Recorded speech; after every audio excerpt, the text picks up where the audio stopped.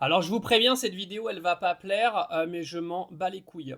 Alors ce matin, je me réveille et je regarde mes pour toi sur TikTok, ce que je fais une fois par jour, tu vois, et je tombe sur Ramous s'est remis avec Mélissa, blablabla, je suis scandalisé, je vais boycotter Ramous, je vais boycotter Mélissa.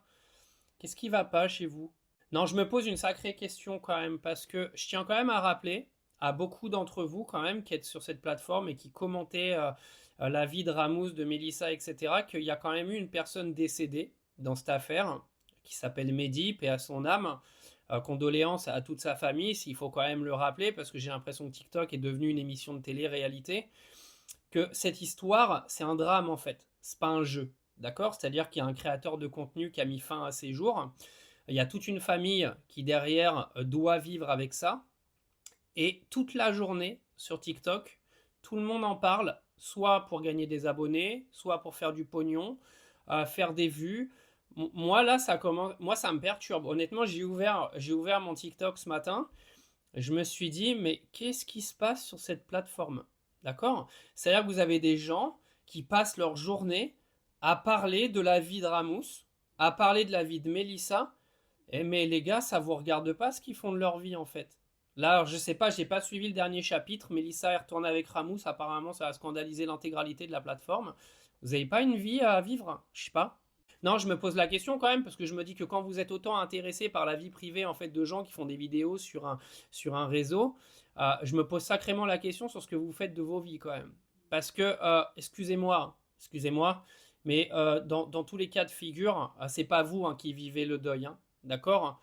C'est pas vous qui avez perdu un membre de votre famille, excusez-moi, mais ayez un minimum de décence et un minimum de recul par rapport à ça, parce qu'en fait, vous êtes en train de juger des gens et de faire une sorte de télé-réalité de drama sur TikTok sur un gars qui a mis fin à ses jours il y a quelques mois. Encore une fois, vous avez le droit de pas aimer Ramous, vous avez le droit de l'aimer, etc. Vous faites ce que vous voulez. Moi, je suis pas là pour juger ça. C'est vous qui consommez du contenu, vous faites ce que vous voulez. Mais quand même, posez-vous 2 secondes et essayez de prendre conscience que vous êtes en train en fait de faire du drama sur un mec qui s'est suicidé il y a 2 mois. Vous commentez ça toute la journée en transformant ça en série Netflix. Parce que ce que vous êtes en train de faire, c'est ça en fait. J'ai l'impression qu'il y a un épisode toutes les 2 semaines. Eh mais prenez du recul, hein. Respectez un petit peu la vie des gens quand même. C'est devenu grave intrusif les réseaux, ça craint. Mais franchement, ça craint, moi, quand je vois ça. Mais j'hallucine, hein, mais vraiment. L'histoire Ramous, Mélissa et tous les gars, c'est devenu une série Netflix. C'est n'importe quoi. Respecter la vie privée des gens.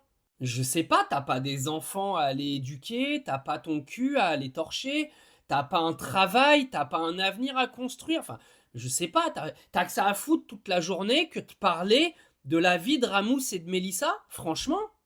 Non, moi je voulais juste en parler ce matin parce que je suis atterré. Je suis atterré. J'ai ouvert mon feed TikTok ce matin. Je suis tombé que là-dessus.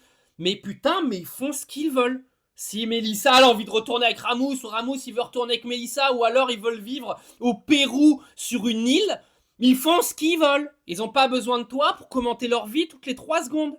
Et si quand bien même ça t'intéresse, parce que soi-disant la mort de Mehdi, elle est mêlée à ça, les gars, il y a une justice, d'accord? Si quelqu'un doit faire son travail parce que vous estimez qu'une personne est responsable, etc., de la mort de Mehdi, la justice, elle est là. On n'a pas besoin de la justice de TikTok, en fait.